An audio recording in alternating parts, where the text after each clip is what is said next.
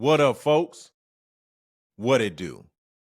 Welcome to another episode of the Best Advice Ever podcast. Yes, with your boy, Mike Goodwin, the bow tie comedian.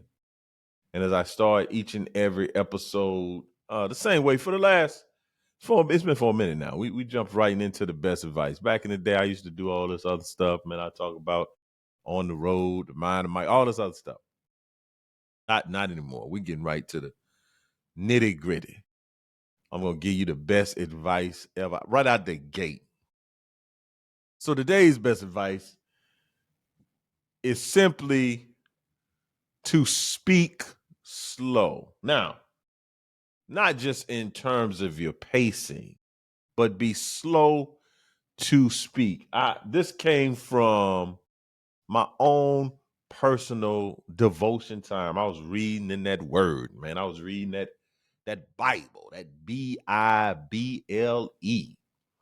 Basic instructions before leaving earth, right? And I was in James. I'm over there with James, Jesus's stepbrother, half brother. I don't know if these. So James, man, and James had a great, it's a great book. But what I'm reading, this particular verse, I'll read the whole book verse, but it basically says, "So then, my beloved brethren, let every man be swift to hear, slow to speak, slow to wrath. For the wrath of man does not produce the righteousness of God." That is the New King James Version. Let's see what the King James Version say. Because King James Version is a little bit more, it's a little bit more exacting. Especially that scripture. It says, let every man be swift to hear, slow to speak, slow to wrath, for the wrath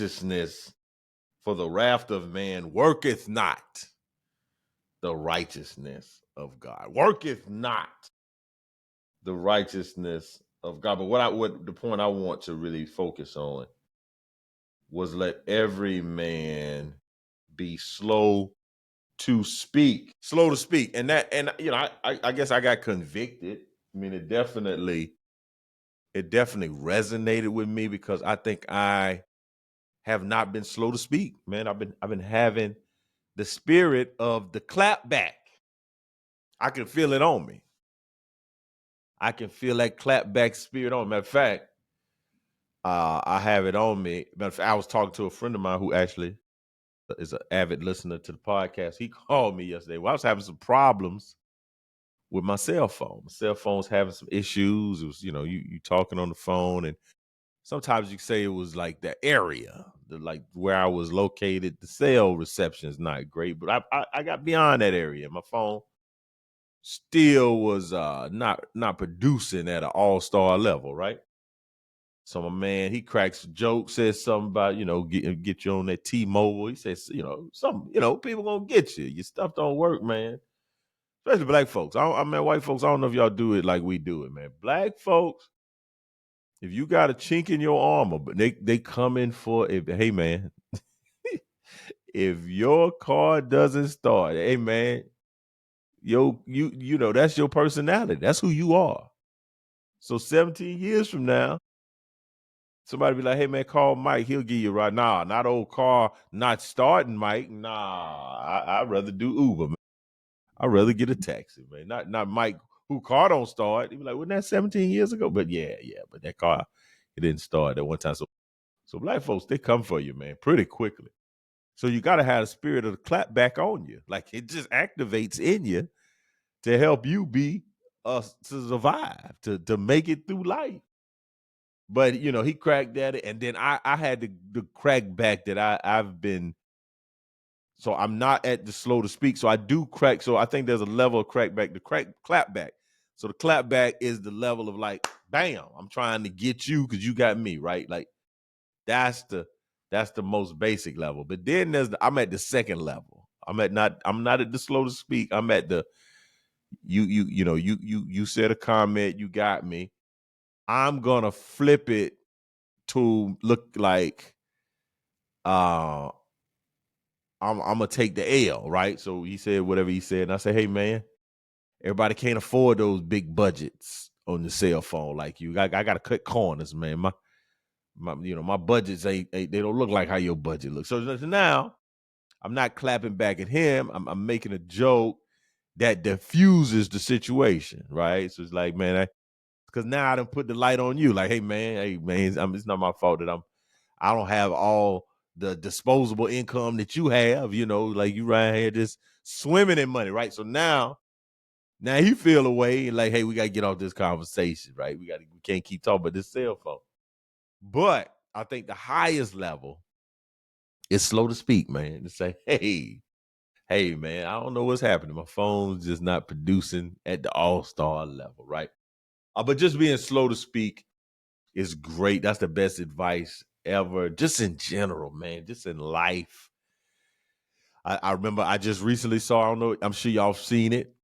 There was a Karen episode at a Phillies game. I think it was Phillies because she had on a Phillies jersey. But this gentleman went in and, somebody knocked at a baseball game. Somebody hit a home run. Father go and grabs the ball. I don't know if he takes it out of this woman's hands, but, both are going for the ball. He grabs it, brings the ball to his son, puts it in his son's glove. They have a very touching moment. He hugs his son. And the lady is on his behind. Like as soon as he got the ball and turned, she was after him. And so she came. You can even see him he was startled because she grabs him. He does this kind of jerking, like, whoa, whoa, whoa. And so she's talking about, you took the ball out of my hand. Be like, hey man, I gave it to the kid. That's my ball, whatever was being said. And the guy just basically took the ball and gave it to the woman. He was being slow to speak. He didn't clap back. He didn't say, man, if you don't get your crazy behind, because I might go in. I don't know if I would have had the decorum. I don't know if I would have had the sense of patience. I don't think my patience has done its perfect work. My patience is very unperfect, right?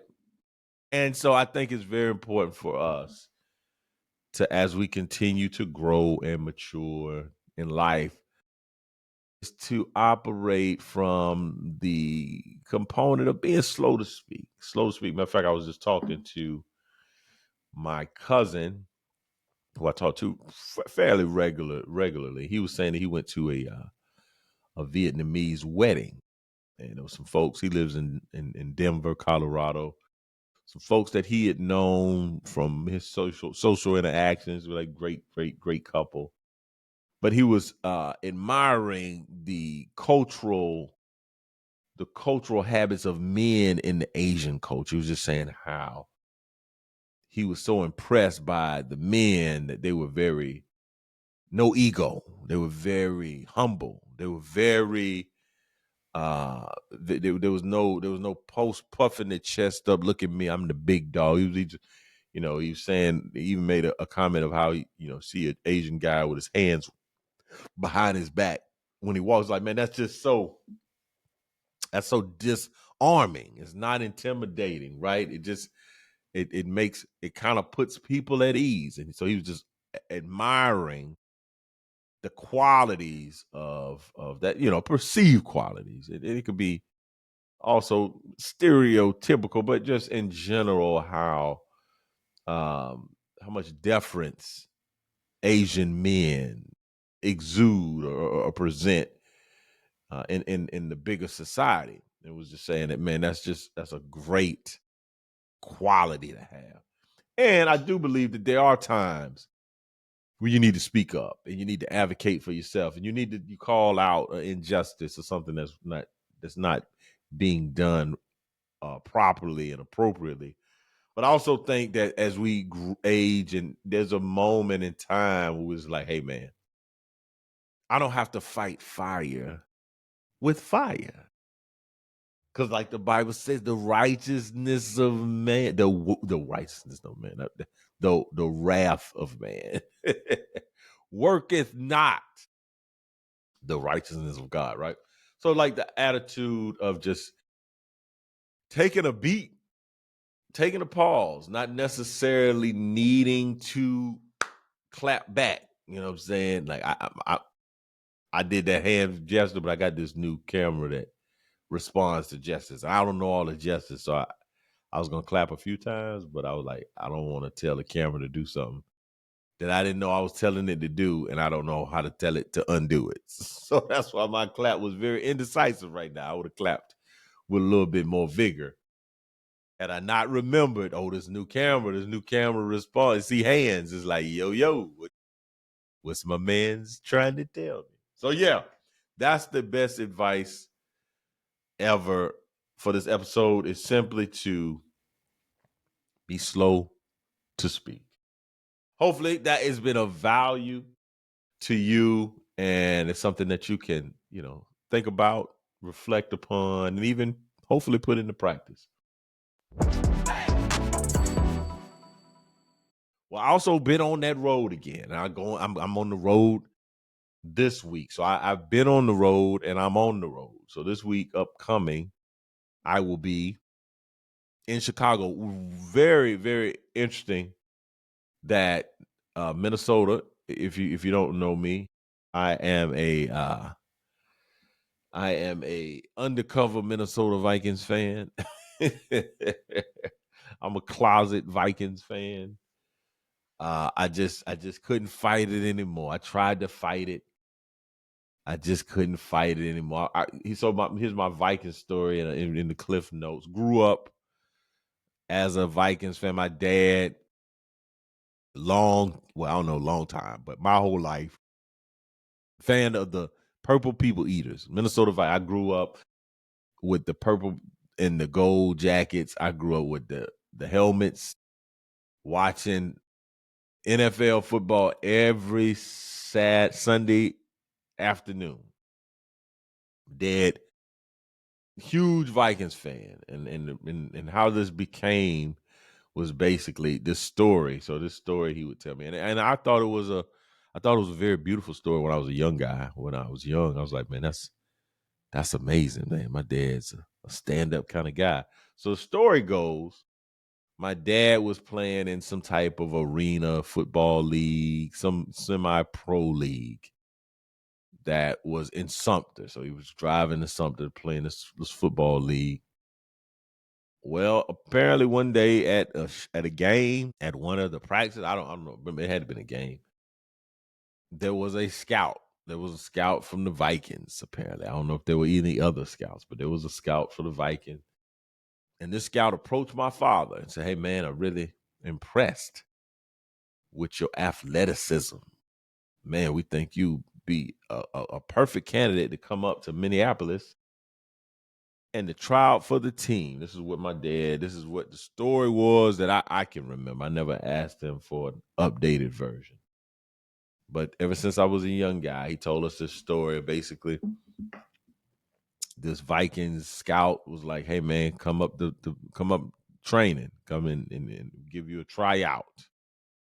But my dad decided not to go. My dad said I had gotten your mom pregnant, and I was the one that was in the stomach. So he had gotten my mother pregnant with me. And he said, well, I just need to, focus on raising my family. I no need of chasing harebrained schemes. I just need to stay solid, be stable for my family. So he let that opportunity pass him. And for many years, I thought that was a noble thing. I was like, man, my dad turned down the riches of the NFL, the life of a professional athlete, to just stay in Camden and to be a faithful family man. That was my thought for many, many years. And I became of age. I became a mindful thinker. I became a person that began to ponder on the big questions. What am I doing here? What's my purpose? Existence? Why are humans on this earth? Like those type of questions I was contemplating. And then in my studies, in my reflection periods, I thought about my dad and that story he told me when I was a young boy. And I began to see some holes in that story. Not just like, hey man, what is a scout from the NFL doing in Sumter, South Carolina, to watch a bunch of grown men play football? Like, that's Forget all the colleges and universities and JUCOs that you got to pass to come to get a hidden jewel, a hidden gem in Sumter, South Carolina. So forget all that. I'm not even talking about that.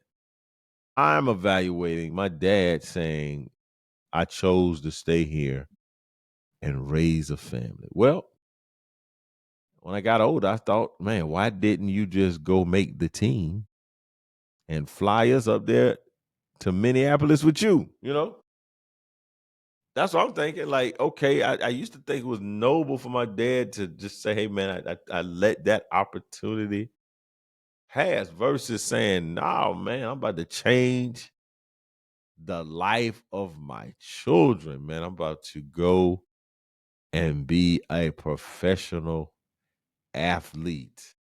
I'm about to change the trajectory of my lineage, right? So that's as I got older, I was like, hey, this kind of that story don't sound very solid. And if it was, go make the team, man. You're far more valuable as an NFL player than you are at working at the Kentucky Fried Chicken, sir. Why didn't you just go make the team? Yeah, you got a lot of motivation to make the team. Now you got a kid on the way, man. Go up there and wow those scouts and coaches, man. Go up there and solidify yourself a spot on the roster. So yeah, that's where we are with this Viking stuff. But fast forward, I grew up Vikings fan. You got in the middle school, and you start encountering people from other teams, and Vikings. They didn't give you a lot to brag about. Like they were not bad teams, but they were not great teams either. Vikings, one of the original NFL teams, has never been to the Super Bowl. Well, never won a Super Bowl. I think they haven't been they haven't been in the amount of time I've been paying attention. I think the closest we've gotten when I've been a fan was the NFC Championship game. We lost to the Atlanta Falcons. Yeah. If I'm not mistaken, that was 1998. I could be off on the date, but we got beat by the Atlanta Falcons, and we was cooking that year. And then the Atlanta Falcons went and got their heads smashed, and I think they lost to Denver. I'm not certain. I don't remember, but I do remember after losing that game that Sunday night that they had announced a gentleman from the Falcons. I won't say the brother's name, but they had announced this man as the NFL Player of the Year. They had a particular, I don't even know because now it's like the Midas NFL Man of the Year, but before it had another name, but it basically was the NFL Man of the Year, like community service, like a guy with good morals, good intent. And this particular individual was named this award winner. And then that Monday of the Super Bowl week, he got arrested soliciting prostitutes. Oh, I'm sorry, I might have some kids. Oh, I should have said that. Hey, I don't know who y'all listens with this, but yeah, y'all might not want to be alert. Yeah, well, he got caught with the ladies of the night or lady of the night. Same week in Super Bowl, and again, the Falcons got their butts handed to them that Super Bowl. So I'm a Vikings fan out here, man. I got stories on top of stories about the Minnesota Vikings, but I'm going to Chicago today.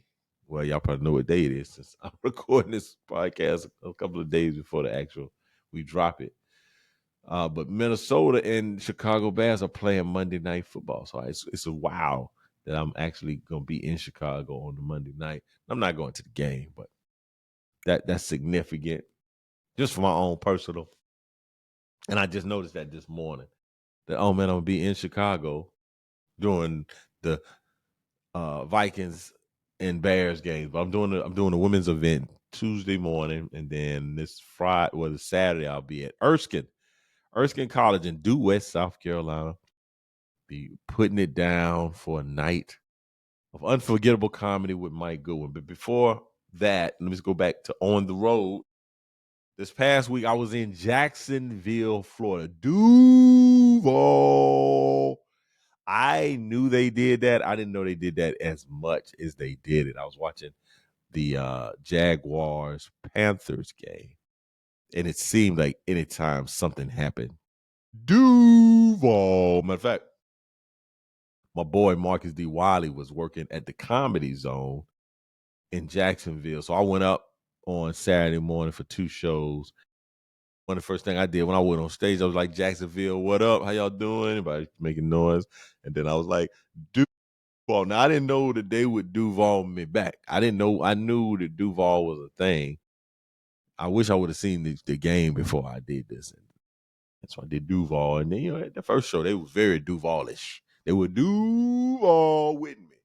Second show, they was kind of side-eyed me. We gonna do it, but we don't know your allegiance. Right? So wild part. I went down to Jacksonville. Basically, this is what. Oh, I had about 2 weeks off, basically. I don't know why I just said basically just like 3 times in a row. Had 2 weeks off.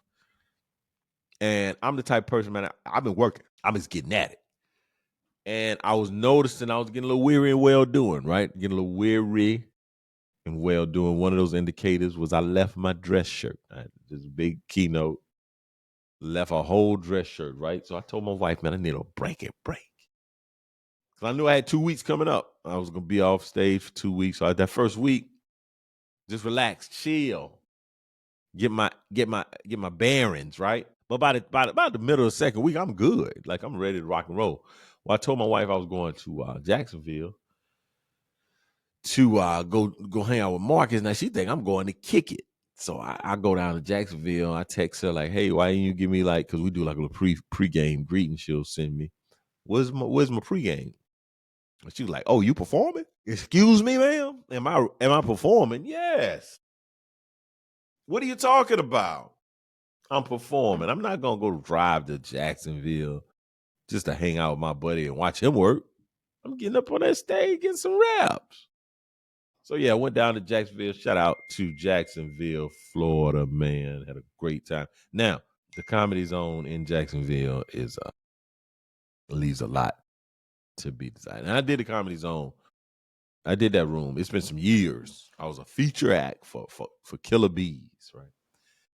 And they have it at this Ramada Inn. A lot of sketchy characters, a lot of sketchy activities going down at the Ramada Inn. So I went down and got up on that stage 2 times. Matter of fact, I was gonna do Friday and Saturday, but he said the second show on Friday got cut. So I said, man, I'll just come down Saturday. And I ended up Friday night taking my son to a football game here, one of the high schools. My son is very interested in recording game footage, being a videographer, being a photographer. I took him to his first official game that he was actually taking footage from, and that was great. And then I went down the next day to Jacksonville, hang out with my dude, which was part of it, but to get up on that stage, man, knock some of that rust off. So when I get to Chicago, I'm feeling pretty good, feeling pretty solid, right? So Jacksonville's a different place. Florida's a different place. They had something down there I was not familiar with.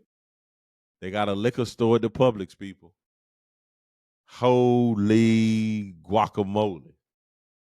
I'm out doing my old man activities, which is walking. I have been implementing a walk strategy for that. It's not been 30 days yet.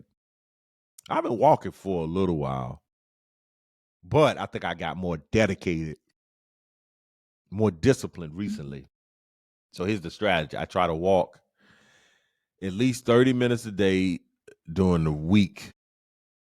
The goal, if you're trying to do weight loss, you got to walk 10 to 12,000 steps. So I don't know how many steps I'm walking, but getting 30 minutes in, I feel like, man, that's a good number of steps. Now, if I try to do that during the week, on the weekends, I try to knock an hour out. So like yesterday, I got back from Jacksonville. I had some meals and I, did my thing, chilled a little bit with the fam. But I went out there about 7. So now I'm at this point where like daylight savings, I'm starting to lose daylight. So I probably need to get out no later than 6:30 if I want to get back home with some actual light. So I left at 7, a little bit after 7. So I'm getting back home like 8:20 the next day. Not the next day, but around 8:20 and it's dark.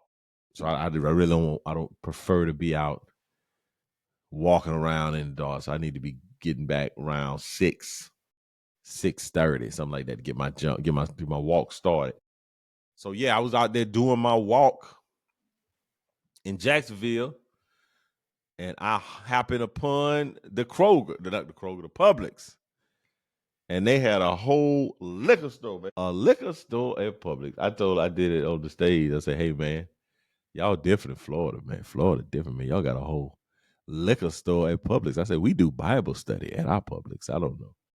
I don't know what y'all got going on. So that was shout out to the Sunshine State of Florida, and their team won. They got their boy Travis Hunter. Travis Hunter is a very interesting looking fellow. So he cut off that hair. He got the low cut.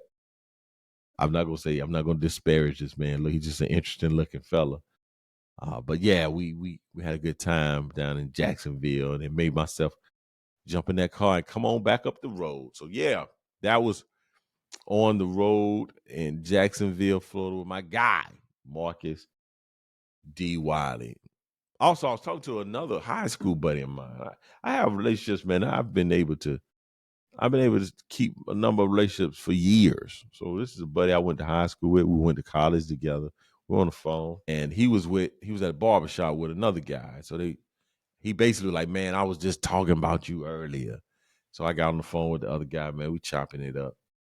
And my buddy said something like, man, I told them boys earlier that you were destined for greatness. Now, I may have thought that, but I've never really thought about my friends thinking that. So I'm interested to have the conversation with my buddy. Like, when did you realize I was destined for greatness? Because he said he had that conversation. That was a conversation they just had about me. And then when I got on the phone with my buddy and this other gentleman, another friend, somebody I grew up with, he was very complimentary what I got going on, my career, how I'm representing. But I found it to be quite interesting. My buddy said, "Man, you always knew this guy was destined for greatness." So I'm gonna report back. I'm gonna have a conversation and say, "Hey, man, what led you to believe that your boy was destined for greatness?" That just I've been thinking about that a lot. Now I need to check in. Well, thank y'all so much for tuning in to another episode of the Best Advice Ever podcast, man. If you enjoyed this, like, subscribe, all the things, man. Tell people about it. Let's grow this community. Let's grow this base of people that's enjoying this podcast. Get it in their hands. Say, hey, man, are you listening to the Best Advice Ever? If you're not, you need to check it out. Follow Mike Goodwin also on all the social media platforms. Bowtie Comedy, probably the best way to pull me up, or just comedian Mike Goodwin. So thank y'all for tuning in. Y'all could have been anywhere in the world, but you're here with me, and I appreciate it. So I'll see you next week. Same bat channel, same bat place. Peace.